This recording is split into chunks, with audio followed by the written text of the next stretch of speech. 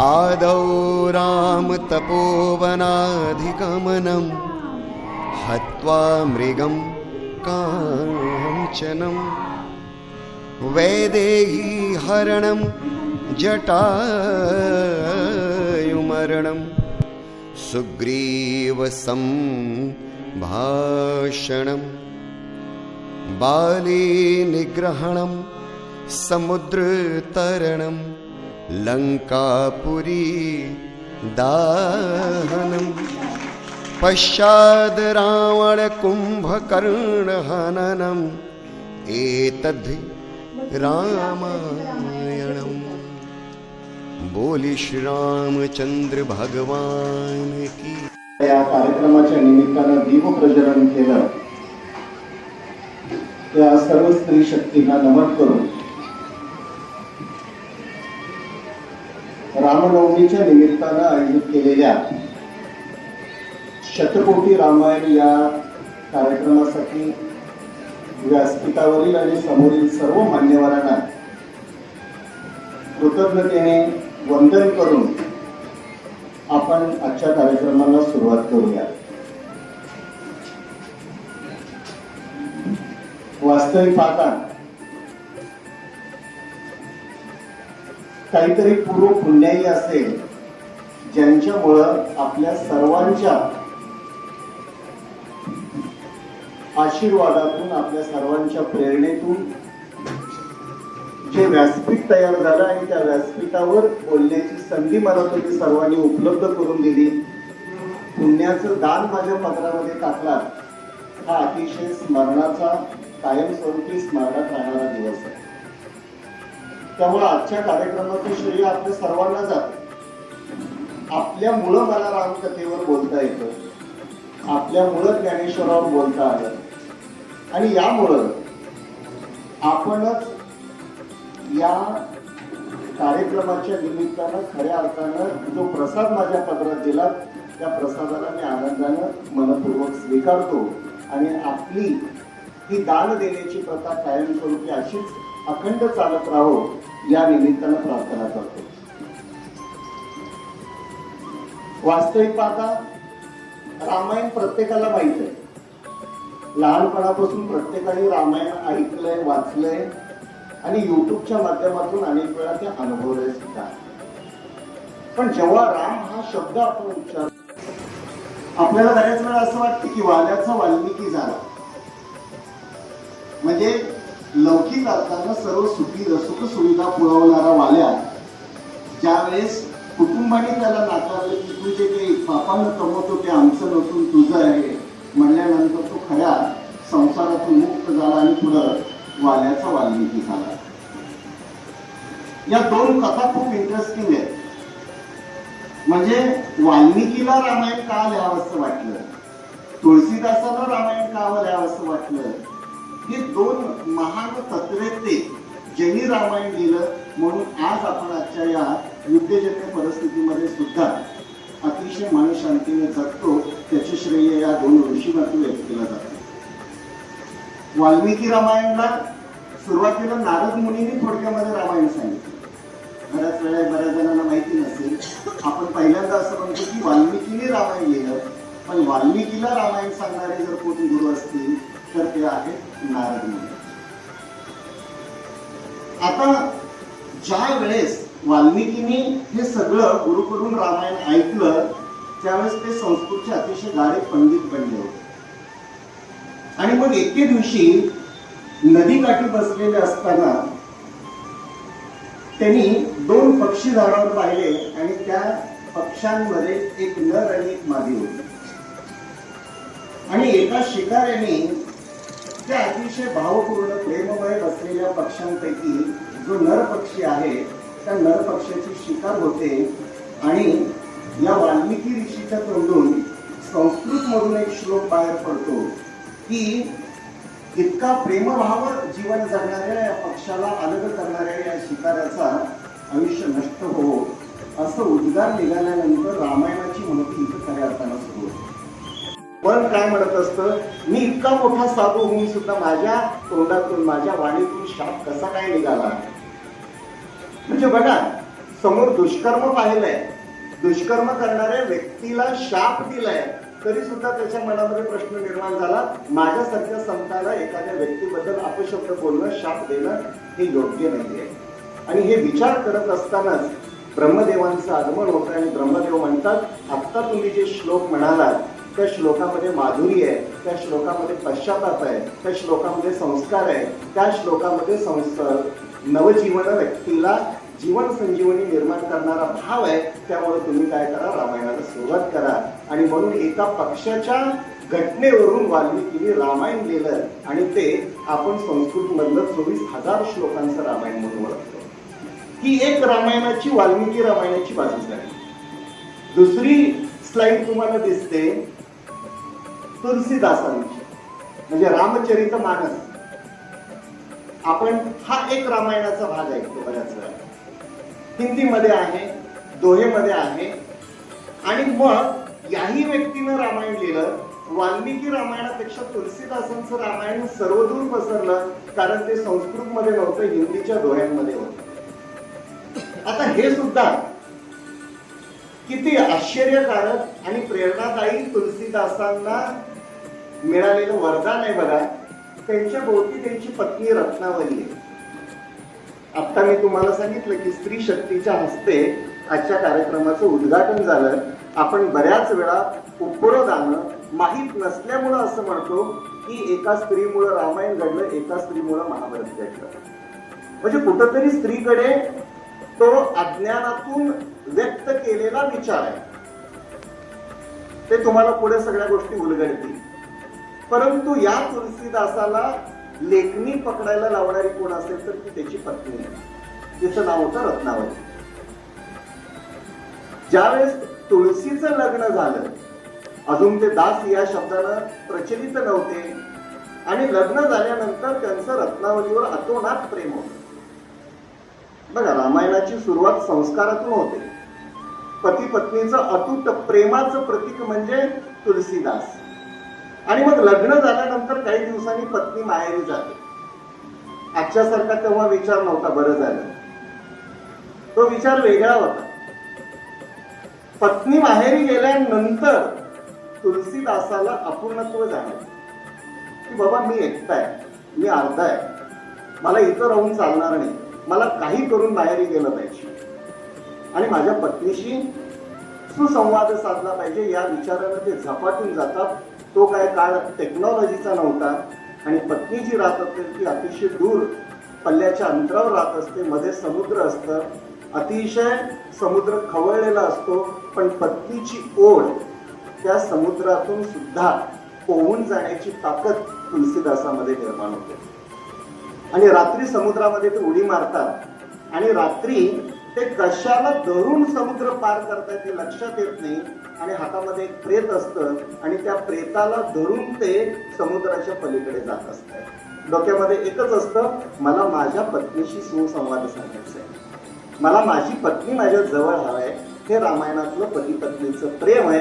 असं असताना आपण असं कसं काय म्हणू शकतो की सीतेमुळे रामायण घडलं. आणि ज्या वेळेस ते संपूर्ण वादळी प्रवास करून आपल्या पत्नीच्या घरी पोहोचतात, त्यावेळेस पत्नीला अभिमान वाटत नाही. इंग्रजी साहित्यामध्ये कदाचित याला रोमॅन्टिसिझम म्हणलं जातं. पण पत्नीनं माझा पती एवढा मोठं संकट पार करून समुद्र पार करून आलाय म्हणल्यानंतर ती त्याचं कौतुक करत नाही, तर उलट ती त्याला रागवते. वेळ प्रसंगी पतीला रागवणारी पत्नी ही पत्नी पतीची मार्गदर्शक करत असते. हा एक सुंदर भाव या दोघांच्या संवादामध्ये आहे. आणि मग ती रागवते, इतकं रागवते की असं काय होतं की इतका मोठा प्रवास करून तू माझ्यापर्यंत पोहोचलास. या हाडामासाच्या शरीरावर प्रेम करण्याच्या ऐवजी प्रत्यक्ष प्रभू रामचंद्रावर जर प्रेम केलं असतं तर ज्या समुद्रामधून तू तारून आलास त्या भवसागरामध्ये सुद्धा तू तारून गेलास. हे जे बोल पत्नीचे आहेत ते इतके मनाला लागतात तुलसीदासाला की मी स्वतःचा जीव धोक्यात घालून माझ्या पत्नीला भेटायला आलो आणि माझी पत्नी म्हणते या हाडामासाच्या शरीरामध्ये तुला काय दिसलं आणि ज्या सागराला तू पार करून आला त्या सागराच्या ऐवजी जर प्रभू रामचंद्राचं नामस्मरण केलं असतं तर या संसारातून तारून तू मोक्ष प्राप्ती केली असती. हा संदेश ऐकल्यानंतर ते अपमानास्पद होऊन बाहेर पडतात. पत्नीचे ते शब्द अतिशय तीव्रपणे वेदना करून जातात आणि तिथं तुलसीदास ठरवतात की मी रामायण आणि रामाचा दास म्हणून तुलसीदास होतात, म्हणून ते तुलसीदास. आणि पुढे त्यांनी रामचरित नामच लिहिलं. म्हणजे बघा, वाल्मिकीच्या समोर प्रेरणा वेगळी होती, तुलसीदासाच्या समोर प्रेरणा वेगळी होती, पण या दोघांनी त्या सकारात्मक भावनेतून रामायणाची निर्मिती केली. आणि आज सुद्धा वर्षानुवर्ष पिढ्यानपिढ्या उलटून गेल्या, आम्ही तुम्ही निघून जात आहोत, पण रामायण आहे तिथं आहे. हे रामायण. परंतु मनुष्याला सुद्धा 3 नेत्र आहेत, ते आपल्याला ओळखता आलं पाहिजे. एक सर्वसामान्य म्हणून मनुष्याचं चित्र मी तुमच्या डोळ्यासमोर उभं केलंय. माझं उदाहरण द्यायचं झालं तर रामायण बघत मी लहानाचा मोठा झालो. म्हणजे माझं बालपण खेडेगावामध्ये रामायणाच्या कथा, रामायणाची कीर्तनं ऐकण्यात गेलं, म्हणून माझ्या डोळ्यामध्ये सतत एका डोळ्यात राम दिसतात. तरुणपणामध्ये, प्रौढत्वामध्ये ज्ञानेश्वरीचा अभ्यास केला. ज्ञानेश्वरीमध्ये जे कर्मकांड सांगितण्यात आलं, कर्म सिद्धांत सांगण्यात आला, त्या कर्म सिद्धांतांमध्ये प्रौढत्वाची वाटचाल करत गेलो, म्हणून माझ्या दुसऱ्या डोळ्यामध्ये ज्ञानेश्वर दिसतात. आणि आज आता ऐकायला जरी बरं वाटत नसलं तरी निवृत्तीच्या उंबरठ्यावर मी असताना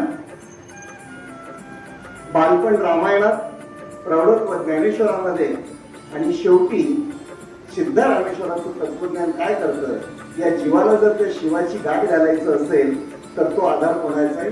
सिद्धरामेश्वरांचा आहे. म्हणून तो ज्ञानाचा 3रा डोळा इथं दाखवलेला आहे. बालपणात रामेश्वर, तरुणपणात ज्ञानेश्वर आणि निवृत्तीच्या उंबरठ्यावर सिद्धरामेश्वर. प्रत्येकामध्ये ईश्वर आहे. आणि म्हणून आयुष्यात काय कमवलं?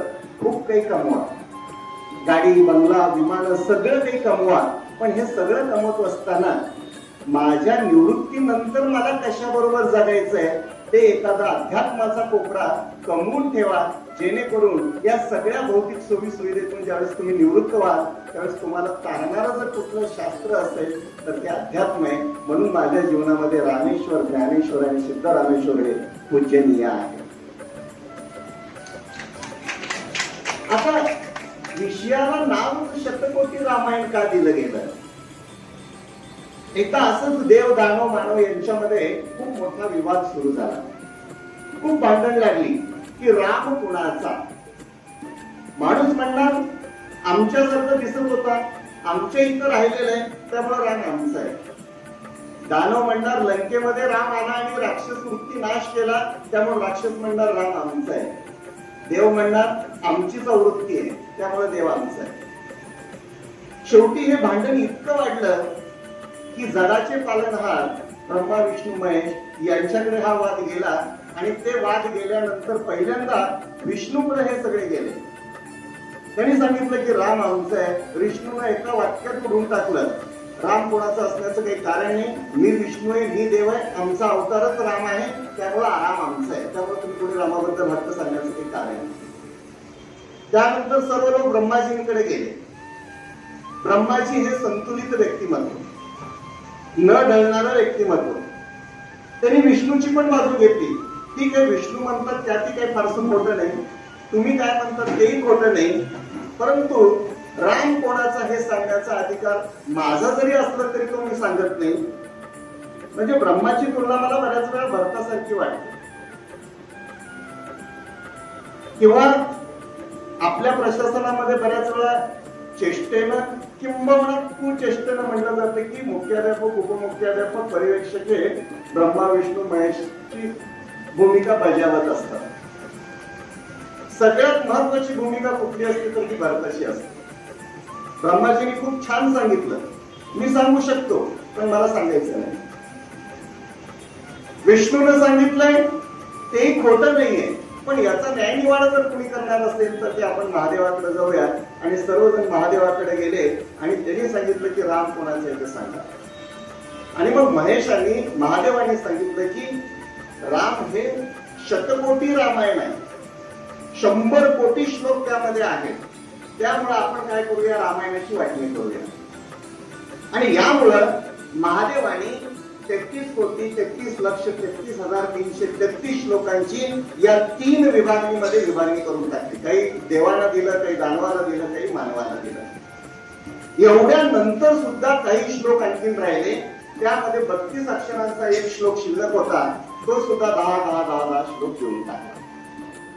सगळ्यांना वाटू लागलं की आता खूप छान वाटणी झाली, राम आमच्या वाट्याला आलेत, राम देवाच्या वाट्याला आलेत, राम राक्षसांच्या वाट्याला आलेत. तेव्हा महादेवानं सांगितलं की आता राहिलेली अक्षर फक्त 2 आहेत, ती मात्र माझी आहेत आणि ती मात्र राम. ज्या श्लोकामध्ये राम नाहीये त्या श्लोकाला अर्थ नाही, ज्या रामायणात राम नाहीये त्या रामाला अर्थ नाही. त्यामुळे महादेवानं स्वतःकडे राम ठेवून घेतला आणि सगळं साहित्य लोकांना देऊन टाकलं.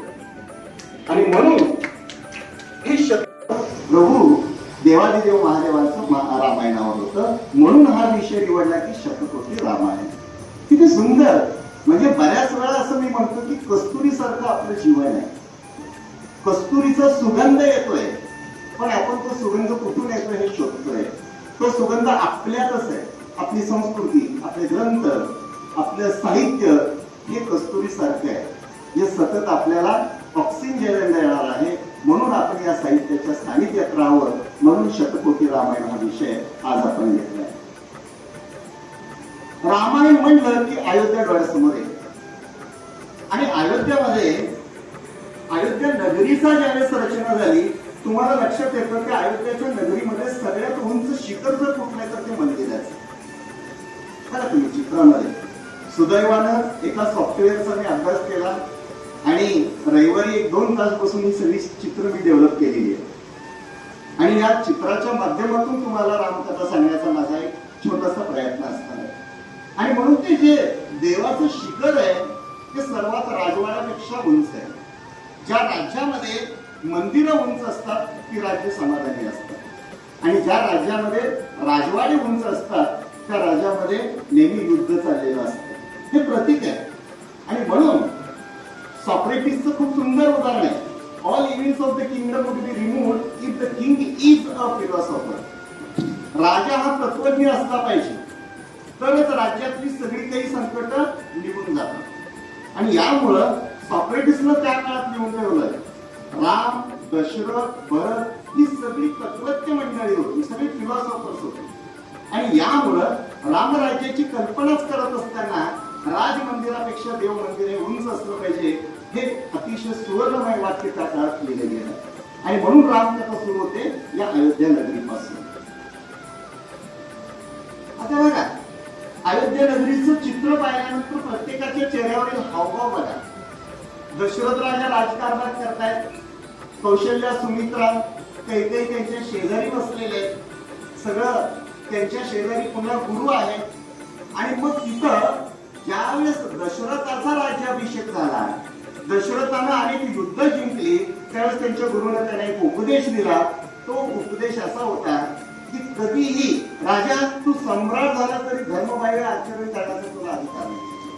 दंडक काय झाला, मी कोणत्याही पदावर बसू दे, मी कोणत्याही खुर्चीवर बसू दे, पण धर्माच्या माध्यमातून मला त्या खुर्चीला जो प्राप्त अधिकार आहे तो चालवण्याचा अधिकार समाजाने दिलाय. म्हणून खुर्ची, पद, प्रतिष्ठा ही धर्मापेक्षा श्रेष्ठ कधीच नसते. आणि म्हणून दशरथाला शिकवण मिळाली, राजा तू राजा आहे म्हणून धर्माने वागलंच पाहिजे, धर्म सोडून तुला वागता येणार नाही. आणि धर्माविरुद्ध जर तुला आचरण केलंस तर तुला शिक्षा देण्याचा अधिकार सुद्धा धर्मामध्ये. काय संस्कार आहे बघा. आज हे पाहायला मिळतं आहोत. म्हणजे मला ज्या अर्थानं बसवलंय त्या अर्थाने मला काय करायचंय, धर्मानं कारभार करायचंय. आणि कारभार करत असताना मी जर चुकलो तर तोच धर्म मला शिक्षा करणार आहे. ही नीती, हे तत्वज्ञान घेऊन दशरथानं या अयोध्या नगरीचा विकास करायला सुरुवात केली. आणि म्हणून ते संस्कृत श्लोक वाल्मिकी रामायणातून घेतलेला आहे. पुढे आणि कसं असतं, रामायणाची मुळात सगळी बांधणीच सर्वसामान्य कुटुंबाची केली आहे. सगळं वैभव आपल्या हातामध्ये असतं, पण प्रत्येकाला वाटतं की आपलं घर हे नेहमी लेकरूवार व्हायला हवं. राजा असो, रंक असो किंवा एखादा साधा मजूर असो, सगळी सुबत्ता आली तरी सुद्धा ती सुबत्ता फलश्रुत होत नाही, ती सुबत्ता आनंददायी होत नाही जोपर्यंत आपल्या घरामध्ये लहान नातवंड खेळत नाही तोपर्यंत ते होत नसते. आणि म्हणून तुम्हाला सगळ्यांना माहित आहे दशरथ इतका मोठा राजा, पराक्रमी राजा, परंतु त्याला पुत्र सुख नव्हतं. आणि यामुळे त्यांच्या गुरुनं सांगितलं या सगळ्या ज्या मातृत्वाची आस लागलेल्या राण्या आहेत समोर दशरथ येताना दिसतोय आणि ही चिंता ऐकून त्यांनी शेवटी पुत्र कामेष्टी यज्ञ करण्याचं ठरवलं. आणि सर्वांच्या गुरूंच्या सानिध्यामध्ये पुत्र कामेष्टी यज्ञ झाल्यानंतर या अयोध्यामध्ये रामनवमीच्या दिवशी रामाचा जन्म होतो. फक्त राम जन्माला नाही तर रामाच्या बरोबर तुम्हाला राम, लक्ष्मण, भरत, शत्रुघ्न ही अतिशय 4 गोंडस दैवी अवतार असणारी मूळ पृथ्वीवर अवतार. किती सुंदर भाव या चेहऱ्यांवर तुम्हाला दिसून येतो. अर्थात कौशल्याच्या मांडीवर राम आहे, कौशल्याच्या मांडीवर राम आहे, पण सुमित्राला 2 जुळी मुलं झालेली असतात. त्यामध्ये सुमित्राच्या मुलांचं नाव आहे लक्ष्मण आणि शत्रुघ्न आणि कैकेयीच्या मुलाचं नाव आहे भरत. ही 4 मुलं गुरुच्या आश्रमामध्ये जाऊन शिक्षण घेतात आणि हळूहळू मोठी होतात आणि तरुणपणातील त्यांचं चित्र पाहतात. ही अतिशय सुंदर देखणी मनुष्य अवतारातील ही 4 मुलं आपल्या समोर दिसत आहेत. पुढे आता एका बाजूनं जसं विधी लिखित असतं, या विधी लिखितामध्ये जसं या 4 दैवी अवतारांचा जन्म झाला तसं तिकडे मिथिलेमध्ये 4 दैवी स्त्री शक्तीचा सुद्धा जन्म झालेला असतो. यामध्ये माता सीता आहे, उर्मिला आहे, श्रुतकीर्ती आहे आणि मांडवी सुद्धा आहे. या 4 कन्या म्हणजेच भविष्यामध्ये त्या 4 दैवी पुरुषांच्या पत्नी आहेत. विचार करत असताना मी आता सांगितलं जसं आपण सीतेचा भाग पाहतोय, सीता ही भूमिकन्या म्हणून ओळखली जाते आणि सीता ही मुळातच जन्मता पार्वतीचा अवतार म्हणून जन्माला आलेली असते, लक्ष्मीचा अवतार म्हणून जन्माला आलेली असते आणि त्यामुळे तिच्यामध्ये प्रगल्भ बुद्धिमत्ता असतात. आणि जेव्हा तिची परीक्षा घेण्यात आली, गार्गी ही साध्वी, या साध्वीनं तिला 9 प्रश्न विचारलेले, पण त्यातला एक प्रश्न मी इथं घेतोय. तो प्रश्न असा होता की त्रिमूर्तीमध्ये सर्वात मोठे कोण किंवा श्रेष्ठ कोण. त्यावेळेस ती ब्रह्मा विष्णू महेश असं उत्तर न देता तिनं सांगितलं की नराचा ज्यावेळेस नारायण होतो तो सर्वात श्रेष्ठ असतो. म्हणजे विष्णू असेल, ब्रह्मा असेल किंवा महेश असेल, या तिन्हींच्या सत्कार्याचं गुणवैशिष्ट्य ज्यावेळेस सर्वसामान्य मनुष्यामध्ये येतात तेव्हाच तो सर्वश्रेष्ठ मनुष्य हा त्रिमूर्ती होतो. असं एक सुंदर उत्तर या माता सीतेनं गार्गीला दिलेलं दिसून येतं. हे अतिशय सुंदर तरुणपणाचं चित्र चालू असतं. इकडे सीता आणि तिच्या बहिणी मोठ्या होत असतात, तिकडं राम, लक्ष्मण, शत्रुघ्न, भरत त्यांच्या त्या तरुणपणामध्ये त्यांना दीक्षा देण्यासाठी, त्यांचं शिक्षणासाठी त्यांना पुढं पाठवलं जातं. आणि मग हळूहळू पहा शेजारी विश्वामित्र ऋषी आहे. ज्या वेळेस रामाला मागण्यात आलं विश्वामित्र ऋषींना की दशरथाला सांगितलं राजा आता तुझी 2 मुलं मला दे, त्यावेळेला भरत आणि शत्रुघ्न आजोळी गेलेले असतात आणि राम आणि लक्ष्मणाला घेऊन विश्वामित्र हे जंगलामध्ये येतात. जंगलामध्ये येण्याचं कारणच असं होतं की लक्षात घ्या, एखाद्या देवाचा अवतार आपण कृष्ण नेहमी म्हणतात, जेव्हा अधर्म वाढेल तेव्हा ईश्वर आपोआप अवतार घेईल. तसं लंकाधिपती पार्वतीनं आयुष्यभर महादेवाबरोबर कैलासावर जीवन जगत असताना पार्वतीच्या मनामध्ये लालसा निर्माण झाली की मी किती दिवस या बर्फामध्ये गुफेमध्ये झाले. तिनं सुंदर महालाची अपेक्षा केली आणि महादेवानं तिच्यासाठी सुंदर महाल बनवला आणि शेवटी लंकेचा लंकाधिपती रावणानं ते महाल मागून घेतो आणि घेऊन जातो. आणि म्हणून तेव्हापासून एक म्हण पडली पहा, लंकेची पार्वती झाली. म्हणजे सगळं काही आहे परंतु एका राक्षसाने ती घेऊन गेलं. राक्षसाचं प्रमाण वाढत होतं, अत्याचार वाढत होता, त्यामुळे कोणीतरी राम जन्माला येणं गरजेचं होतं. म्हणून ही सगळी दैवी रचना होती. आणि मग विश्वामित्र जंगलामध्ये ज्या ज्या वेळेला योगाभ्यास करायचे, यज्ञ याग करायचे तेव्हा राक्षसांचा त्रास व्हायचा आणि म्हणून त्यांनी रामाला आणि लक्ष्मणाला सोबत घेऊन गेले आणि पहिला राक्षसाचा वध झाला. त्या राक्षसिणीचं नाव होतं ताटका. ही स्त्री होती. रामाला प्रश्न पडला, मी एक सदाचारी व्यक्ती म्हणून स्वतःला ओळखतो, अशा वेळेला एखाद्या स्त्रीची हत्या करायची का? विश्वामित्राला सांगितलं, बाबाने स्त्री असो किंवा पुरुष असो, ती ज्यावेळेस समाज विघातक असते, धर्माच्या विरुद्ध असते, त्यावेळेस तिला मारणं हे पाप नाही. आणि इथं हे चित्र खास तयार केलंय. रामाने त्या राक्षसाला मारणं हे काही माझ्यासाठी महत्वाचं नव्हतं, परंतु ज्या वेळेस त्या राक्षसाला मारण्यात आलं त्यावेळेस त्याच रामानं त्या राक्षसीनीचं अतिशय विधीपूर्वक अंतिम संस्कार केले. हे संस्कार मला इथं सांगायचं. लक्ष्मण विचारतात की बाबा, ज्या राक्षसाला आपण दुष्ट म्हणून मारलो, त्या दुष्ट राक्षसाचा अंत्यविधी करण्याचा, अंतिम संस्कार करण्याचा काय प्रयोजन? त्यावेळेस राम उपदेश देतात, जिथं मृत्यू झाला तिथं शत्रुता संपली आणि मृत्यूनंतर सुद्धा सदाचार जिवंत असतो. आणि म्हणून सदाचार हा अयोध्याचं लेणं आहे, अलंकार आहे. यासाठी या राक्षसीचा अंतिम संस्कार करणं ही आपली नैतिकता आहे. ही सुंदर शिकवण आज किती आपल्याला करणारी आहे. आपण आयुष्यभर कुणाचा तरी राग घेऊन स्वतःचं मन जाळत असतो, स्वतःच्या मनाला कुविचारानं खतपाणी घालत असतो आणि त्या गदगदल्या मनामध्ये आयुष्यभर जळत राहतो. आयुष्य कधी संपले ते कळतच नाही, शत्रुता काही मिळत नाही. पण एका बाजूला राम आहे, आपल्यावर हल्ला करणाऱ्या व्यक्तीचं वध करतो आणि वध झाल्यानंतर सुद्धा माणुसकी निभावतो. म्हणून तो राम आणि म्हणून ते राम आहे. यासाठी हा दृष्टांत इथं खास करून घेतला. पुढे सगळं रामायण बसवायचं आणि मग विश्वामित्राचं दूरदृष्टी वेगळी होती. त्यांना काय फक्त रामाला वनवासातल्या दुष्टांचा संहार करण्यासाठी आणलेलं नव्हतं, त्यांना सीतेचा विवाह तिच्या बरोबर घडवून आणायचा होता. आणि मग म्हणून विश्वामित्र, राम, लक्ष्मण आणि पुन्हा त्याचे भाऊ सुद्धा इथे येऊन त्यांच्या सोबतीला येतात. सगळे जनकाच्या दरबारामध्ये येतात आणि स्वयंवर हा शब्द तिथून सुरू झाला. स्वयंवर म्हणजे एखादा पण तोडणे, जिंकणे असा संस्कृत मध्ये अर्थ नाही. स्वयं याचा अर्थ स्वतःहून. एखाद्या व्यक्तीला स्वतःहून निवडणं म्हणजे स्वयंवर हा संस्कृत मधला त्याचा अर्थ. आपण स्वयंवरचा अर्थ वेगळा घेतो. आपण म्हणतो की एखादी स्पर्धा ठेवायची आणि ती स्पर्धा जिंकल्यानंतर राजकुमारी ज्याच्या गळ्यामध्ये वरमाला घालेल तो नवरा म्हणायचा. या अलीकडच्या संकल्पनेतलं स्वयंवर आहे. परंतु सीतेला ते अभिप्रेत नव्हतं. जनक राजा हा स्त्री पुरुष समानता मांडणारा राजा होता. त्यांनी आपल्या कन्येला सांगितलं होतं की तुम्ही तुमचे वर निवडू शकता, तेवढं स्वातंत्र्य आपल्या या राज्यामध्ये त्रेतायुगात बघा. त्रेतायुगात सांगितलं.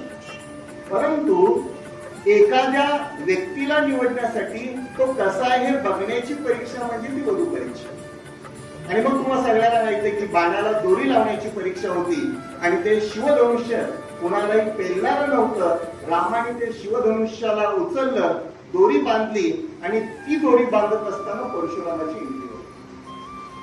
आणि तुम्हाला ते परशुराम दिसतात. परशुरामाला हे दृश्य पाहिल्यानंतर इतका मोठा प्रकोप त्यांच्या मनामध्ये निर्माण होतो की माझ्या इतका बलाढ्य या पृथ्वीवर कोण नाही. अहंकार, शक्ती आली की अहंकार आहे, सत्ता आली की अहंकार आहे. आणि या अहंकाराचं निर्मूलन प्रत्येक पायरीवर रामाच्या वेगवेगळ्या कथेतून आपल्याला केलेलं दिसतं. हे धनुष्य दोरी लावल्यानंतर परशुरामाला वाटतं की माझ्यापेक्षा कोणीतरी श्रेष्ठ वीर या पृथ्वीवर आहे आणि तो असता कामा नये. आणि मग तो रागारागात जनकाच्या दरबारामध्ये आल्यानंतर रामाला मारण्याची भाषा करतो. त्यावेळेस बंधू प्रेम किती जागृत होतं बघा. लक्ष्मण पुढे येतो आणि म्हणतो की तुम्ही कोणी असाल, प्रत्यक्ष ईश्वराचे अवतार जरी असला तरी माझ्या रामाला मारण्यापूर्वी पहिल्यांदा तुम्हाला माझ्या बरोबर युद्ध करावं. बघा, बंधू प्रेमाचं उत्तम उदाहरण. म्हणजे प्रत्यक्ष विष्णूचा अवतार असणारे परशुराम समोर आहे, तरी लक्ष्मणाला काय दिसतं? माझा भाऊ माझ्यासाठी प्रिय आहे, माझ्या भावाचं रक्षण करणं ही माझी नैतिकता आहे. आणि यामुळं तुम्ही कोणी असाल माझ्या रामाकडे जर बोट करत असाल तर ते बोट छाटण्याचा अधिकार मला आहे आणि तो माझ्या राजांनी माझ्या वडिलांनी मला दिलेले म्हणून या दोघांमध्ये अतिशय प्रखर त्याचे संवाद सुरू होतात. अशा वेळेला जनक येतात आणि याच लग्न समारंभामध्ये लग्नाच्या समारंभामध्ये प्रत्यक्ष महादेव आलेले असतात, पार्वती आलेले असतात. हे सगळं संवाद त्यांच्या समोर चालू असताना कुठून तरी परशुरामाला ज्ञात होते की बाबा आपण ज्याच्यावर बोट ताणलेला आहे तो प्रत्यक्ष दैवी अवतार आहे म्हणल्यानंतर ते नतमस्तक होते. रामाने असं कधीच म्हणलेलं नाही, लक्ष्मण माझं रक्षण करायला तयार आहे, त्यामुळं परशुराम तुम्हाला काय माझ्यावर हल्ला करायचा का? राम शांत होते, रामाच्या चेहऱ्यावर प्रसन्नता होती. हे बुद्धिमत्तेचं लक्षण आहे, हे संयमाचं लक्षण आहे, हे शांततेचं प्रतीक आहे. आणि म्हणून प्रत्येक पायरीवर प्रत्येक घटनेवर राम आम्हाला खूप काही भरभरून शिकवून जातात. एका छोट्याशा घटनेवरून कितीही शक्तिशाली व्यक्ती असली तरी ती नम्रतेच्या समोर झुकते, शांततेच्या समोर नतमस्तक होते. हे सुंदर उदाहरण आपल्याला इथं पाहायला मिळतं. हा संवाद अलीकडे कुठेतरी काळाच्या ओघात घडलेला आहे. पती पत्नींचा हा संवाद आहे. मी मला सांगितलं की रत्नावलीच्या प्रेरणेतून तुलसीदास तयार झाले. आज माझा वाढदिवस नाही, परंतु सकाळी पत्नीला काय वाटलं मला माहित नाही. ती म्हणाली आरती करायची आज. कशासाठी करायचंय माहित नाही. मी सांगितलं शाळेत आज सांस्कृतिक विभागाच्या वतीनं रामकथा सांगायचंय, सांगण्याचा प्रयत्न करायचाय. मग तिनं सांगितलं की ठीक आहे, चांगली गोष्ट आहे, वाढदिवसा आरती केलं नाही तरी चालतं, पण आज केलं पाहिजे. याच कारण आणि तिनं आवर्जून सांगितलं की हे स्टाफला सांगा. ते कारण असं होतं की सिद्धेश्वरांची नगरी, सिद्धरामेश्वरांची नगरी, आणि या नगरीचा राम कोण आहे? आपला सिद्धरामेश्वर आहे. त्याच्या नावामध्ये पण राम आहे. या संगलगीचा रामेश्वर म्हणजे आपला सिद्धरामेश्वर. आणि सिद्धरामेश्वराच्या पावन आशीर्वादाने निर्माण झालेलं या शिक्षण संकुलामध्ये तुम्ही आज रामावर बोलताय.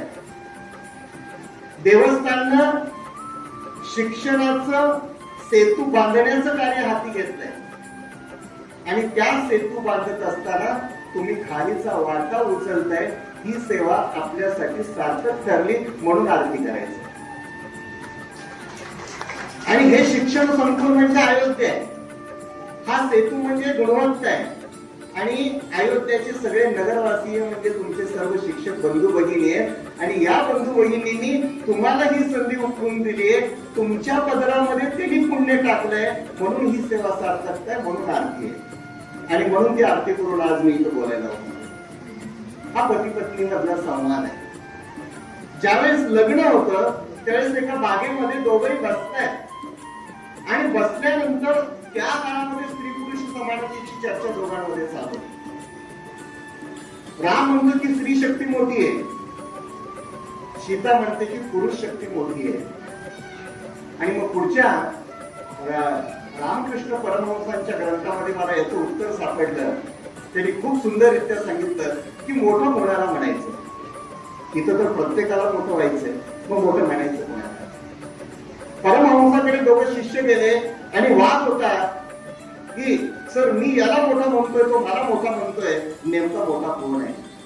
परमहंसाने सांगितलं दुसऱ्याला जो मोठा म्हणतो तो सगळ्यात मोठा आहे. आणि म्हणून इथं सीता म्हणते राम तुम्ही मोठे आहात. राम म्हणतो की तुम्ही सीता तुम्ही मोठे आहात, दोघेही मोठे आहेत. म्हणून रामहंसाच्या ग्रंथामध्ये हे वाक्य लिहिलंय none of them is supplementary but both of them are complementary to each other. पूरक आहेत. पती पत्नी हे एकमेकाला पूरक आहे. याचं जिवंत उदाहरण म्हणजे राम आणि सीता. पुढे जाऊया. सगळं काही सुखी चालू असताना दुःख जीवनामध्ये नसतं असं होतच नाही. आपण घरामध्ये बघतो 4 दिवस सुखाचे आणि 10 दिवस दुःखाचे. आणि त्या दुःखाला कवटाळून बसतो म्हणून सुखाचा आस्वाद आपल्याला घेता येत. अयोध्या नगरी, देवनगरी, आणि या देवनगरीमध्ये दैवी अवतार झालेले सगळे घरामध्ये पुरुष असताना सुद्धा दुःखाची कुठं सावट सुद्धा पडणार नाही असं प्रजेला वाटत असताना सुद्धा दुःख अवतारलं. आणि हे दुःख अवतरण्याचं कारण होतं दशरथ. आणि या दशरथाच्या अवतीभोवती मला डिझाईन करताना 3 शब्द सापडले: संचित कर्म, क्रियामान कर्म आणि प्रारब्ध कर्म. गीतेमधले 3 शब्द आहेत. या 3 कर्मामुळे माणसाच्या आयुष्यामध्ये सुख आणि दुःख निर्माण होतात. संचित कर्म म्हणजे साचलेलं कर्म, पूर्वी जे केलेलं ते कर्म, ते उत्तम असेल तर क्रियामान चालू कर्म उत्तम राहणार, आणि चालू कर्म उत्तम असेल तर प्रारब्ध म्हणजे भविष्य सुद्धा उत्तम राहणार. उलट घ्या, क्रियामान संचित कर्म काहीतरी दुष्ट असतील तर वर्तमान काळामध्ये सुद्धा त्या दुष्टाची अनुभूती भोगावी लागणार आहे आणि त्याचा परिणाम भविष्यावर होणार आहे. हेच दशरथाच्या आयुष्यामध्ये घडलं. पुढे जाऊया. आणि नेमकी जिला आपण मंथरा या नावाने ओळखतो, अशा अनेक वेळा आपल्या आयुष्यामध्ये मंथरा येतात. सगळं काही सुखी चालू असताना कानामध्ये काहीतरी सांगून जातात आणि आपलं चित्त बिघडवतात आणि आपली परिस्थिती बिघडते, आपलं कुटुंबाचं सुख बिघडतं. म्हणून मी माझ्या नेहमी शिक्षक बंधू भगिनींना सांगतो, शाळा घरी घेऊन जायचं नाही. गेट मधून बाहेर पडला, शाळा संपली. घराच्या गेट मध्ये गेला, घरपण सुरू झालं. घरातनं बाहेर आला, शाळेत आला, घरपण संपलं, शाळा सुरू झाली. पण असं घडत नाही. आपल्या आयुष्यामध्ये सुखाचे जेवढे क्षण येतात तेवढं दुःख घालवणाऱ्या अनेक घटना निर्माण होतात. त्यापैकी कैकेयीच्या जीवनामध्ये, या रामाच्या जीवनामध्ये, अयोध्यामध्ये दुःखाला कारणीभूत ठरणारी स्त्री म्हणजे मंथरा. आणि या मंथरेनं सांगितलं, काय चाललंय तुझं? तुझ्या पोटच्या पोरापेक्षा तू रामावर जास्त प्रेम करते आणि दशरथाने मात्र तुझ्या या रामाला राज्याभिषेक करण्याचा निर्णय घेतलाय, म्हणजे भारताचं काय? पोटदुखी सुरू झाली. तुम्ही म्हणाल रामायणामध्ये हे उदाहरण द्यायची गरज होती का? अशा प्रकारचं सिच्युएशन निर्माण करण्याचं गरज होतं का? रामायण हे सामान्य माणसाचं आहे. सामान्य माणसाच्या जीवनामध्ये जे जे घडतं ते रामायणात आहे. सामान्य माणसाच्या जीवनामध्ये जे जे घडतं त्यातून बाहेर कसं पडायचं हा मार्ग रामायणात आहे. सामान्य माणसाच्या जीवनामध्ये आनंद कशाला म्हणायचं, दुःख कशाला म्हणायचं, कुठं पुरवायचं, कुठं थांबायचं, हे रामायण आहे. आणि यामुळं मंत्रांनी कैकेयीला दशरथांनी 2 वर जे मागायला सांगितले होते युद्धामध्ये, त्याची आठवण करून दिली. त्यातला एक वर होता भरताला राज्याभिषेक आणि रामाला 14 वर्षाचा वनवास. भरताला राज्याभिषेक इथपर्यंत ठीक आहे, पण रामाला वनवास का? बंधुप्रेम. कैकेयीला माहित होतं भरत जर इथं राहिला, राम इथं राहिला तर भरत कधी राज्याभिषेक करून घेणार नाही. त्यामुळे एकाला बाहेर काढलं पाहिजे. डिवाइड अँड रूल, इंग्रजांची नीती. की 2 गोष्टी एकत्र, 2 शक्ती वेगळ्या केल्या की दुष्ट शक्ती घुसते. तसं इथं घडलं. रामाला बाहेर पाठवल्याशिवाय भरताला गाडीवर बसवता येत नाही. त्यामुळे 2 वर काय सांगितले, एकाला वनवासात पाठवा आणि दुसऱ्याला गाडीवर राज्यपद द्या, आपोआप हा प्रश्न सुटेल. आणि हे मागणं दशरथाला मागितल्यानंतर दशरथ कोसळतो आणि कोसळल्यानंतर त्याला संचित कर्माची आठवण होते. आणि दशरथाचं संचित कर्म काय हे तुम्हाला माहिती. माणूस सुखामध्ये ज्या दुष्ट गोष्टी केलेल्या असतात, ज्या वाईट गोष्टी केलेल्या असतात त्या आपण विसरतो, सुखामध्ये विसरतो. परंतु ज्यावेळेस भरभरून दुःख वाटायला येतं ना, त्यावेळेस स्वतःला प्रश्न पडतो, माझं काय चुकलं? आणि माझं काय चुकलं? माझ्या मुलाला वनवास आला, एकाला राज्याभिषेक करायचं म्हणतात, माझं काय चुकलं? हे संचित कर्म दशरथाला आठवतं. श्रावण बाळाची हत्या केली होती. हत्या आणि वध हे मराठीतले खूप सुंदर शब्द आहेत. राक्षसांचा वध करावा लागला, परंतु श्रावण बाळाची हत्या करावी लागली. हत्या ही फक्त शस्त्राने केली जात नाही, वाणीनं सुद्धा हत्या केली जाते. आणि यामुळं या दोघा आईवडिलांनी श्राप दिला, पुत्र शोकानं तू सुद्धा तडपडशील, पुत्र शोकानं तू सुद्धा मृत्यूच्या गादीवर लोळशील. आणि तेच त्याच्या वाट्याला आलं. कृष्णाला एकदा विचारलं की बाबा सगळ्यात श्रेष्ठ कोण आहे? कृष्णाने उत्तर दिलं, नियती ही सगळ्यात श्रेष्ठ आहे, कारण नियतीच्या पुढे मी पण जाऊ शकत नाही, ही नियती. दशरथाला राजा म्हणून नाही टाळता येत नव्हतं, तरी सुद्धा त्यांनी रामाला सांगितलं, राम तू युवराज्य आहेस या अयोध्याचा, तू काय कर, मला पकड, कोठडीमध्ये तुरुंगामध्ये डांबून दे आणि काय कर, राज्यगादी स्वीकार. बघा, स्वतः वडील रामाला म्हणताय, पण तो राम जर हे ऐकला असता तर रामायण कसं म्हणता येईल. रामानं सांगितलं, सत्तेसाठी स्वतःच्या वडिलाला तुरुंगामध्ये डांबणारा जर मी निघालो तर भविष्यामध्ये राम म्हणून माझं काय राहील. आपल्याच या भारतामध्ये स्वतःच्या वडिलाला तुरुंगामध्ये टाकून आक्रमण घडली, हीच उदाहरण आहेत. एका बाजूला ती उदाहरण आहेत, एका बाजूला रामायणाचं उदाहरण. आणि शेवटी या सगळ्यांचा निरोप घेऊन जाताना कौशल्या, सुमित्रा यांचं संभाषण खूप सुंदर आहे. आज बऱ्याच गोष्टी वेळेअभावी मला इथे सांगता येत. लक्ष्मणाच्या कानात सुमित्रा म्हणते, तू 14 वर्ष वनवासाला चाललायस, एक पत्ते पाड, तू जिवंत राहो न राहो पण 14 वर्षानंतर राम आला पाहिजे. काय प्रेम आहे बघा. कौशल्य रामाच्या कानात सांगते, तू 14 वर्ष वनवासाला चालला, तुझं काय होणार आहे मला माहित नाही, पण येताना लक्ष्मणाला तू घेऊन आला पाहिजे. काय दोघांच्या मातृप्रेमाचं उदाहरण आहे, किती सुंदर आहे. आणि कैकेयी मात्र कोपभवनामध्ये जाऊन रुसून बसली. त्या काळामध्ये कोपभवन होतं. आता 1 BHK मध्ये फक्त बेडरूम एकच कोपभवन असतं, दुसरं नसतं. आणि शेवटी राम तिथं जातो आणि तिच्या पाया पडतो आणि आशीर्वाद घेतो की मला 14 वर्ष वनवासात जायचं. आज आपण बऱ्याच वेळा म्हणतो, चांगलं घर बघून दिलं होतं पण माझ्या मुलीच्या नशिबामध्ये सोडलं. जनकाने अयोध्या बघून रामाबरोबर लग्न केलं होतं, काय कमी होतं सांगा ना. पण 8 दिवसानंतर त्याच सीतेला वनवासाला जावं लागलं. हे प्रारब्ध आहे, ही नियती. आणि सीतेने सांगितलं की तुम्ही जिथं तिथं मी, त्यामुळे प्रश्नच येत नाही की इथं कोण राहायचं. आणि लक्ष्मणाने ठरवलं होतं की राम जिथं तिथं मी, त्यामुळे प्रश्नच नाही. आणि शेवटी हे सगळे वनवासाला 14 वर्ष पुढे जातात. आणि वनवासाला गेल्यानंतर शेवटी भरत येतो. भरत आल्यानंतर कैकेयीला प्रश्न विचारतो की माझा राम कुठे आहे. लक्षात घ्या, सरस्वतीनं सगळ्यांच्या बुद्धी फेरलेल्या आहेत, ते मी शेवटी सांगेन. पण सरस्वतीला विचारण्यात आलं, ब्रह्माजी विचारतात, सरस्वती तू सगळ्याची बुद्धी फिरवलीस, भारताची पण थोडी फिरवणार. सरस्वतीचं उत्तर खूप सुंदर आहे. या अख्ख्या रामायणामध्ये जर खऱ्या अर्थानं पुण्याचं प्रतीक असणारा व्यक्ती कोण असेल तर तो भरत आहे. पाप त्याच्या 10 फूट जवळ पण जाणार नाही, त्यामुळे मी भरताची बुद्धी फिरवू शकत नाही. तो सांगतो, रामाला आणायला भरत निघालाय, भरताला तिकडे जाऊ देऊ नको, आपला उद्देश सफल होणार नाही. त्यामुळे सरस्वती तू काय कर, त्याच्या बुद्धीचे विचारचक्र बदल. त्यामुळे सरस्वती म्हणते हे शक्य नाही. खूप सुंदर उदाहरण आहे. जो माणूस सत्कर्मी असतो, सदाचारी असतो, त्याला सहजासहजी दुसरीकडे वळवणं फार अवघड असतं. हे भरत आपल्याला इथे शिकवतात. आणि ज्या वेळेस भरत येणार आहे असं कळाल्यानंतर रामाचे अश्रू अनावर होतात. आणि अनावर झाल्यानंतर जंगलामध्ये भटकत असताना एका झाडाखाली हात जोडून राम वनदेवीला प्रार्थना करतात, वनदेवी मला प्रसन्न हो.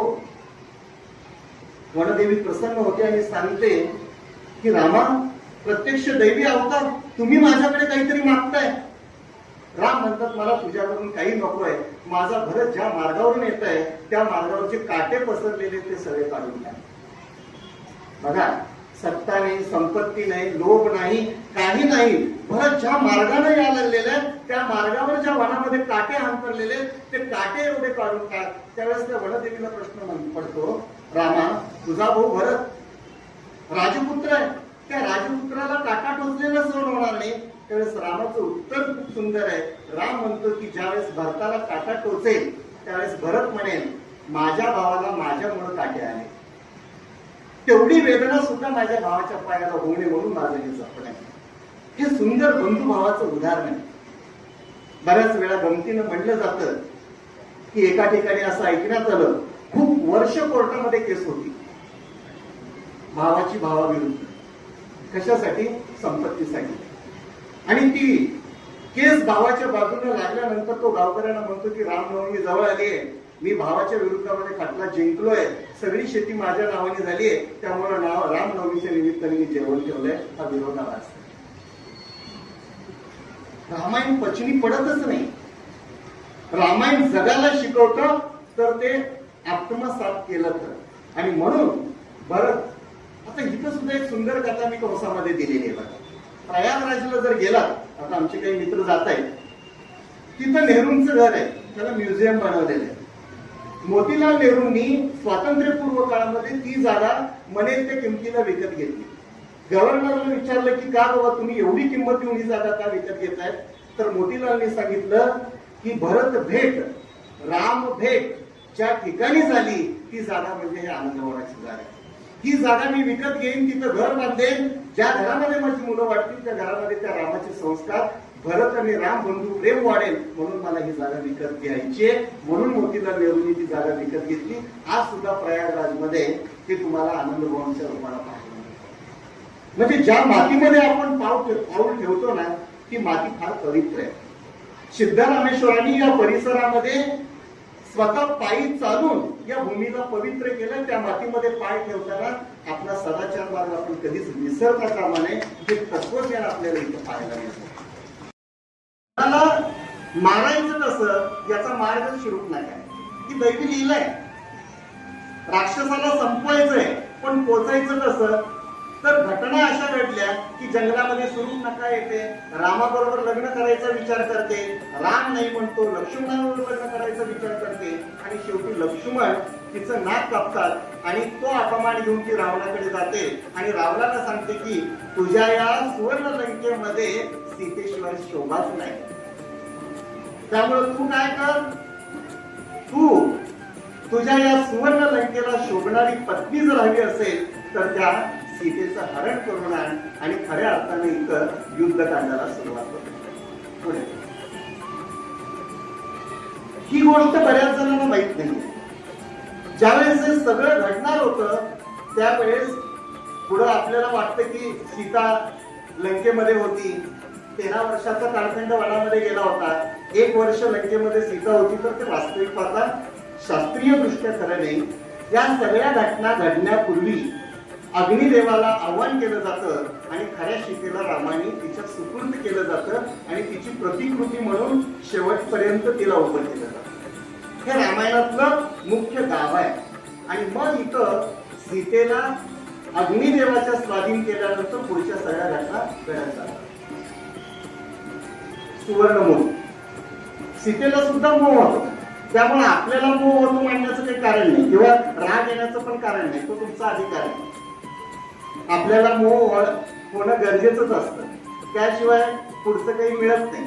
आणि मग सुवर्ण मृग पाहिल्यानंतर सीतेला वाटतं की त्या मृगाच्या कातडीपासून आपण चोळी शिवून घ्यावी आणि आपण सुद्धा सुंदर दिसावं. एका बाजूला अध्यात्म वाचल्यानंतर दुसऱ्या बाजूला तुम्हाला असं पटेल का सीतेने एखाद्या हरणाची हत्या करायला सांगावी, तिच्या कातडीपासून चोळी बनवावी. या सगळ्या पौराणिक कथा लिहिताना रंगवून लिहिल्या गेलेले, वास्तव ते नव्हतं. वास्तव रामाला माहित होतं की ही घटना घडायची, आपल्याला त्या मृगाला मारण्यासाठी जायचं आणि मारीची या राक्षसाचा वध करायचा. आणि म्हणून ती घटना घडते की लक्ष्मण रेखा आखतो आणि राम आवाज आल्यानंतर तो शोधायला जातो, त्या मारीच्याची हत्या होते आणि पुढच्या घटना घडत जातात. आणि मग रावण येतो आणि सीतेला हरण करून घेऊन जातो. पुढे जटायूचा अध्याय इथून सुरू होतो. आपल्या संस्कृतीमध्ये जॉनी जॉनी यस पप्पा जसं महत्वाचं आहे ना, तेवढंच आपल्या संस्कृतीमध्ये चांदोबाबा मामा म्हणतो आपण. इथं ब्रांडपुरे मॅडम किंवा सगळ्या पूर्व प्राथमिक विभागाच्या मुख्याध्यापिका बसले. चिवताईचा घास ही संस्कृती आपली आहे. पक्षी पशु सगळे रामायणामध्ये सहभागी आहेत. हा पक्षीराज जटायू रावणाबरोबर युद्ध करता करता त्याचे पंख छाटले जातात आणि पंख छाटून जमिनीवर पडल्यानंतर राम तिथं पोचतात. सध्या केरळमध्ये जटायूची समाधी आहे, तिथं त्यांचा हल्ला होतो आणि हल्ला झाल्यानंतर तिथं त्यांचे पंख पडतात, म्हणून मोठं चित्र तिथं केरळमध्ये बांधण्यात आलेलं आहे. आणि नाशिकमध्ये जटायूचा अग्निसंस्कार केला जातो आणि म्हणून नाशिकमध्ये जटायूचं मंदिर आहे. ही स्थळं आपण गेल्यानंतर पाहावी. आणि मग जटायू पडलेले रामाच्या मांडीवर आहे. तिथं जटायूचं क्रियाकर्म कसं आहे बघा. अतिशय दशरथाचा जवळचा मित्र म्हणून जटायू ओळखला जातो आणि स्वतःच्या दशरथाच्या सुनेचं रक्षण करण्यासाठी तो प्राण देतो आणि चांगल्या कामासाठी प्राण देताना मरण कोणाच्या मांडीवर येतं, देवाच्या मांडीवर येतं. इतकं सुंदर हे वर्णन तुलसीदासाने आपल्या रामायणामध्ये केले. पुढे शबरीची कथा तुम्हाला सगळ्यांना माहिती आहे. ही शबरी मुळात रामायणामध्ये सर्वधर्मीय समभावाचा संदेश आहे. एक आदिवासी नाही ती आणि तिचं लग्न ठरतं आणि लग्नामध्ये विधी असा असतो की जंगलामध्ये जेवढे प्राणी सापडतात तेवढ्या प्राण्याची त्या दिवशी हत्या करायची. तिथला तो सोहळा असतो आणि मग ह्या शबरीला हे सगळं पटत नाही आणि मग ती रातोरात घरातून निघून जाते, ऋषीच्या आश्रमामध्ये येते, तपश्चर्या करते आणि त्या शबरीची भेट हे आदिवासीला दिलेला सन्मान रामाने इथं दाखवलेला आहे. पुढे आणि मग राम हनुमान यांची भेट होते, सुग्रीवाची भेट होते. तुम्हाला ती कथा माहित आहे. पुढे जाऊया आपण. इथे मात्र नल, नील, अंगद, हनुमान आणि सगळ्यात महत्वाचा त्यांचा गुण म्हणजे जांबवंत. सीतेला शोधायला आले, सगळेजण चारी दिशेला गेले, हे मात्र दक्षिण दिशेला इथं आलेले आणि मग त्यांना सांगितलेलं असतं की लंकेमध्ये सीता आहे आणि हजारो कोस उडून तुला तिथं जायचंय म्हणल्यानंतर यामध्ये उडण्यामध्ये चपल कोण असेल तर हनुमान, पण हनुमान त्याची शक्ती विसरलेला असतो आणि मग जांबवंत त्याला गुरुच्या रूपामध्ये त्याची शक्तीची आठवण करून देतात आणि आठवण करून दिल्यानंतर रामाला त्याची शक्ती आठवते की आपण लहानपणी जन्मल्यानंतर सूर्याला खेळायला गेलो होतो, हे तर रामाच्या लंकेमध्ये जायचंय. या शक्तीची जाणीव करून देणारा तुम्ही आम्ही गुरु म्हणजे जांबवंत. आणि मग पुढे रावणाच्या लंकेमध्ये हनुमानाचा प्रवेश होतो. इथं एक रामायणातलं शिष्टाचार मला सांगायचंय. रामाला हनुमानाला सगळेजण अतिशय कमकुवत समजतात आणि मग हनुमान एकच म्हणतो की मी ज्या जमिनीवर पाय ठेवतो तो फक्त पाय माझा हलवून टाकतो. सगळे राक्षस त्या पाय हलवण्याच्या प्रयत्नामध्ये पडतात पण कोणीच त्याचा पाय हलवू शकत नाही. शेवटी लंकाधिपती रावण त्याच्या पायाला पकडण्याच्या अवस्थेमध्ये येताना हनुमान आपलं पाय बाजूला काढून घेतो. माझ्या रामाची ही शिकवण नाही. एका राजाने माझे पाय पकडावं असे चुकीचे संस्कार माझ्या रामाने मला दिले नाहीत म्हणून हनुमान पाय बाजूला काढून घेतो. हा रामाचा हनुमानावर केलेला संस्कार आहे आणि म्हणून तिथून तो लंका दहनाचं वगैरे सगळा विषय तुम्हाला माहित आहे. लंका दहन करून तो आपल्या परत रामाला भेटायला येतो आणि लंकेमध्ये सीता असताना मला आणखी हा एक खास करून हा इथं सांगायचं. रावणाने वेगवेगळ्या माध्यमातून सीतेला आकृष्ट करण्याचा प्रयत्न केला परंतु सीता काही त्याच्या कलेला झुकली नाही. शेवटी रावणाला वाटलं की आपण इतके महापंडित आहोत, आपल्या या विद्येनं समोरच्या स्त्रीचा गर्वहरण करू शकतो किंवा तिला आपल्याकडे ओढून घेऊ शकतो म्हणून तो तिचं विद्याभवन दाखवतो रावणाने. आणि रावण हजारो श्लोक पाठ करून ठेवलेला असतो, हजारो श्लोक म्हणून दाखवतो आणि त्या श्लोकांचा अर्थ सांगतो. सीतेला हे ऐकून काही अभिमान वाटत नाही. ती स्मिताहास्य करते आणि रावणाला म्हणते, रावणा तुला श्लोक पाठ आहे, तू अभ्यासू आहेस पण श्लोक पाठ करत असताना त्या श्लोकाचा अर्थही तुला कळाला पण जीवनामध्ये तो अर्थ कसा आचरणात आणायचा आहे हे तुला कळालं नाही. ही शिकवण सीतेला रावणाकडून मिळते आणि रावणाला पश्चाताप वाटतो. इतकी मोठी ग्रंथ संपदा असून जर मला त्याचं ज्याला आपण नॉलेज ऑफ ऍप्लिकेशन म्हणतो ते जर कळत नसेल तर उपयोग काय म्हणून त्या सगळ्या काननाला तो पेटवून देतो. पुढे आणि मग हे सेतू आता जसं सांगितलं देवस्थानला शिक्षणाचा सेतू बांधताय आणि तुम्ही आम्ही खाडीचा वाटा उचलतोय आणि प्रभू रामचंद्राचं नाव घेऊन प्रत्येक जण एक दगड टाकल्यानंतर तो तरंगतो आणि हे सगळं करत असताना राम पण काय करतात, एक दगड घेतात आणि समुद्रामध्ये सोडतात आणि तो बुडतो. हनुमान हसतो हे सगळं बघून. रामाला आश्चर्य वाटतं की तुम्ही लिहिले माझं नाव लिहून दगड टाकला तो तरंगतोय आणि मी सोडलेला दगड बुडतोय. हनुमान सुद्धा हसतायत, आजूबाजूचे वानर हसतायत. म्हणल्यानंतर रामाला प्रश्न पडतो आणि राम हनुमानाला विचारतो असं कसं काय घडलं. हनुमानाचं उत्तर खूप सुंदर आहे. रामाच्या हातातून जो निसटला तो बुडाला. आणि म्हणून रामाने टाकलेल्या दगडाला काही अर्थच नाहीये.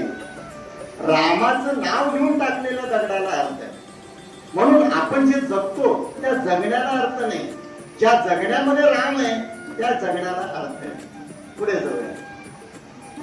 आणि हे सगळं पुढे युद्ध सुरू होतं. पुढे युद्धामध्ये लक्ष्मणाला बाण लागतो आणि संजीवनी आणायला हनुमान निघतो. आणि संजीवनी घेऊन येत असताना, हिमालय उचलून आणत असताना अयोध्यावरून येतो. हा खास प्रसंग मी मुद्दाम जाणीवपूर्वक घेतलेला. अयोध्यावरून येत असताना भरत सुद्धा 14 वर्ष गावाच्या बाहेर एका कुटीमध्ये राज्य करत असतो. लक्षात घ्या. आणि आपल्या अयोध्येवरून कोणीतरी एखादा राक्षस येतोय का हे विचार करून शत्रुघ्न त्या हिमालयाच्या दिशेने बाण मारतो आणि हनुमानासह ते पर्वत अयोध्यामध्ये खाली पोहोचतात. पोहोचल्यानंतर सगळ्यांना भेटल्यावर हनुमानाला लक्षात येतं की आम्ही रामाच्या मंदिरात आलोय. आणि यामध्ये कौशल्य, सुमित्रा सगळेजण भेटतात. उर्मिलेचा आणि हनुमानाचा संवाद खूप प्रेरणादायी आहे. उर्मिलेला प्रश्न पडतो की एवढं मोठं डोंगर घेऊन तुम्ही काय करताय. तेव्हा हनुमान सांगतात की लक्ष्मणाला संजीवनीची बुटी हवी आहे. ते निस्तेज बेशुद्ध अवस्थेत पडलेले आहे, रामाच्या मांडीवर झोपलेले आहे. आणि ही बुटी ज्यावेळेस मी तिथे घेऊन जाईल त्यावेळेस ते जागे होणार आहेत, त्याला जीवनदान मिळणार आहे. उर्मिला हसते. बघा तिचा काय कॉन्फिडन्स. हनुमानाला म्हणते तुम्हाला कोणी सांगितलं की माझा पती मारणार आहे. तुम्ही संजीवनी दिल्यानंतर तो जागा होणार आहे किंवा जिवंत होणार आहे. हा भ्रम तुम्ही कसा काय करून घेतला. अरे जो रामाच्या मांडीवर झोपलेला आहे त्या मांडीवर यम सुद्धा येण्याचं धाडस करू शकत नाही. त्यावेळेस तुम्ही महिनाभर जरी नाही गेला तरी माझ्या लक्ष्मणाला काही होणार नाही. हे पत्नीचं पतीबद्दल असलेला आणि दिराबद्दल असलेला आत्मविश्वास. काय सुंदर वर्णन आहे बघा. आणि म्हणून पुढे राम संजीवनी बुटी घेऊन जातो. रामाकडून रावणाला मारलं जातं. परंतु मारत असताना त्याच्या बेंबीमध्ये बाण दाखवले. विभीषणांनी रामाला सांगितलं की तुला जर रावणाला मारायचं असेल तर बाण बेंबीमध्ये गेला पाहिजे. कारण काय तर रामाच्या बेंबीमध्ये अमृत आहे. आणि जोपर्यंत अमृत बेंबीमध्ये आहे तोपर्यंत रावणाची हत्या करणं, वध करणं शक्य नाही. त्यामुळे बेंबीमध्ये मारल्यानंतर रावण जमिनीवर कोसळतो. आणि कोसळल्यानंतर सदाचाराचं सर्वोत्कृष्ट उदाहरण म्हणजे लक्ष्मण. पुढे काय झालं. लक्ष्मण रावणाच्या शेजारी हात जोडून उभा आहे. ज्यांनी आपल्या वहिनीला पळवून नेलं, ज्यांनी आपल्या वहिनीवर अत्याचार केला, ज्यांच्यामुळे आपल्याला वानर सेना घेऊन युद्ध करावं लागलं, त्या रावणाच्या समोर रामाने लक्ष्मणाला हात जोडून उभं केलं आणि सांगितलं की हा जगातला सगळ्यात मोठा विद्वान आहे. मारताना तू त्याला गुरु म्हणून स्वीकार आणि त्याच्याकडनं उपदेश घे. आणि म्हणून तो फार मोठा अध्याय. मी फक्त 3 प्रश्न तिथे घेतलेले आहेत. इथे रावण लक्ष्मणाला उपदेश करतो. पहिल्या उपदेशामध्ये सांगितलं शुभ कृत्य करण्यासाठी उशीर करू नका, अशुभ कृत्य करा. बऱ्याच वेळा आपल्याकडे चांगलं काम करण्याची संधी हातामध्ये येते परंतु आपण नाकारतो. रावणानं लक्ष्मणाला सांगितलं जेव्हा जेव्हा चांगलं करण्याची वेळ येईल ना तेव्हा विचार करू नको, वेळ घालू नको. आणि जेव्हा जेव्हा वाईट करण्याची वेळ येईल तेव्हा मात्र नको. दुसरं सांगितलं की आपलं रहस्य कधी कुणाला सांगू नका, आपलं गुपित कधी कुणाला सांगू नका. विभीषणानं रामाला माझं गुपित सांगितलं आणि म्हणून आज मी जमिनीवर पडतोय. त्यामुळं स्वतःची प्रापंचिक जीवनातली जी काही गुपिते आहेत ते समाजासमोर आणू नयेत हा संदेश रावणाने लक्ष्मणाला दिला. आणि तिसरं शत्रूला कधीही कमी लेखू नका. हनुमानाला मी कमी लेखलं आणि कमी लेखण्याचा परिणाम काय झाला. लंका दहन झाली. ही 3 गुरु मी दिलेले उपदेश घेऊन लक्ष्मण राम सगळे जर अयोध्येला परत येतात आणि अयोध्येमध्ये त्यांचं स्वागत होतं. इतर रामचंद्राच्या अगोदर प्रभू हा शब्द मी टाईप केला. जाताना राम म्हणून गेले आणि वनवास भोगून परत आले त्यावेळेस प्रभू रामचंद्र. म्हणून एक लक्षात घ्या, जेव्हा जेव्हा आपल्या जीवनामध्ये वनवास येतो, तेव्हा वनवासानंतर प्रभू आपला हात घेऊन सुरक्षित आपल्याला घरी आणून सोडतो, ही श्रद्धा आपल्याला नेहमी बाळगता आली पाहिजे. आणि म्हणून अतिशय मोठ्या स्वागतामध्ये प्रभू रामचंद्राचं अयोध्येमध्ये आगमन करण्यात आलेलं आहे. आगमन झाल्यानंतर राज्याभिषेक झाला आणि राज्याभिषेकामध्ये एक छोटासा प्रसंग आहे. सीता काय करते, त्यावेळेस पद्धत होती आपल्या गळ्यातलं सगळं काही अलंकार प्रत्येकाला बक्षीस म्हणून द्यायचं. हनुमान पुढे येतो आणि सीता आपल्या गळ्यातली माळ हनुमानाला देते. हनुमानाला विचित्र वाटतं, मला ही काय भेट दिली. हनुमान आपल्या गळ्यातली माळ काढतो आणि एक एक मणी बाजूला काढून म्हणतो की याच्यात राम आहे का? नाही. याच्यात राम आहे का? नाही. मग हे मला उपयोगाचं नाही. मग तिथल्या सगळ्या प्रजेला आश्चर्य वाटतं, वस्तूमध्ये राम नाही, संपत्तीमध्ये राम नाही, मग राम कुठं आहे म्हणल्यानंतर हनुमान आपली छाती फाडून दाखवतो आणि छाती फाडून दाखवल्यानंतर हनुमानाच्या हृदयामध्ये राम आणि सीता आशीर्वाद देताना दिसतात. म्हणजे खरी भक्ती ही हृदयामध्ये असते, खरी भक्ती ही वस्तूमध्ये नसते, खरी भक्ती ही संपत्तीमध्ये नसते. हे एका छोट्याशा उदाहरणावरून हनुमानाने सांगितलं. अशा पद्धतीनं रामाचा अभिषेक झाला, रामराज्य झालं. पुढे प्रश्न पडतो की पुढे काय झालं? पुढे काहीच घडलं नाही. जे घडलं ते चुकीच्या पद्धतीनं काही लेखकांनी लिहून ते तुमच्या समोर मांडले. सीतेला कधीही रामाने त्याग केला नाही. सीता कधीही रामाला सोडून वनवासामध्ये गेली नाही. सीतेनं कधीही एका कुठल्या तरी व्यक्तीचं ऐकून रामानं त्याला जोड केल्यामुळं अग्निपरीक्षा दिली नाही. हे नंतरनं लिहिलेलं राम आहे. आतापर्यंत रामायणावर जेवढं संशोधन घडलं, त्रेतायुगातल्या रामायणालाच खरं मानलं जातं. मला सांगा, जो राम आपल्या पत्नीसाठी रावणाबरोबर युद्ध करतो, तो राम सीतेला वनवासात कसा पाठवेल? हा एक प्रश्न आपल्या डोळ्यासमोर ठेवा. त्यामुळे पुढचं रामायण कधीच ऐकू नका. रामायण इथपर्यंतच आहे. प्रभू रामचंद्राचा राज्याभिषेक आणि एका सर्वसामान्य माणसाने वडिलाच्या आज्ञेचं पालन, आईच्या आज्ञेचं पालन, पतीच्या आज्ञेचं पालन, पत्नीच्या आज्ञेचं पालन, बंधू प्रेम दाखवत समाजाला रामराज्य कसं बनवलं ते रामायण. रामराज्य म्हणजे रामाचं राज्य नव्हे. रामानं ज्या पद्धतीनं वागून रामराज्य निर्माण केलं त्याला रामराज्य म्हणतात. म्हणून हे रामराज्य, म्हणून हे रामायण.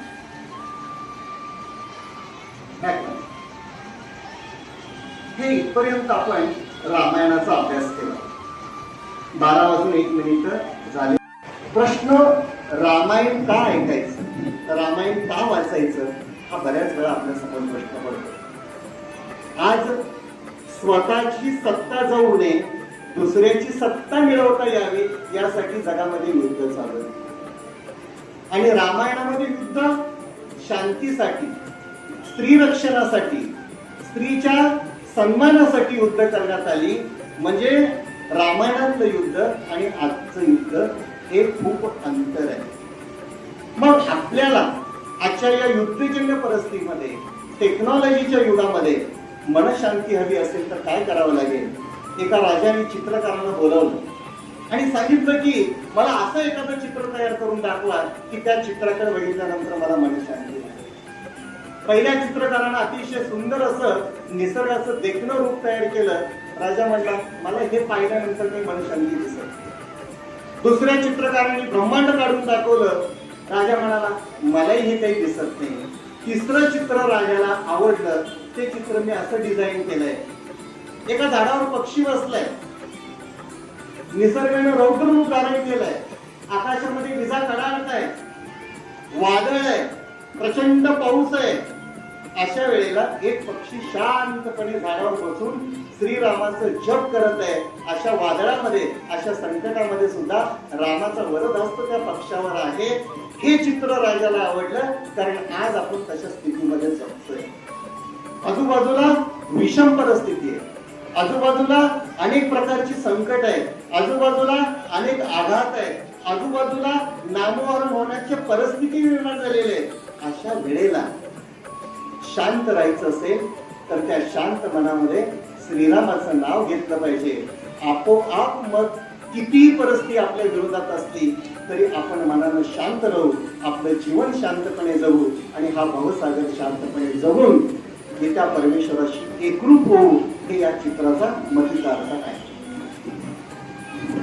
आणि म्हणून शतकोटी रामायण हे फक्त श्लोकांचं रामायण नाही, तर शतकोटी संस्कार करणारं रामायण आज मला आपल्या समोर मांडता आला. आणि हे मांडण्याचं पुण्य तुमच्यामुळं मला लाभलं. त्यामुळं खऱ्या अर्थानं रामाने तुमच्यावर पुण्याचा वर्षाव करावा आणि तुमच्या सर्वांच्या मनोकामना पूर्ण कराव्यात हीच शुभेच्छा या व्याख्यानाच्या निमित्तानं देतो. ज्यांना अभ्यास करायचा आहे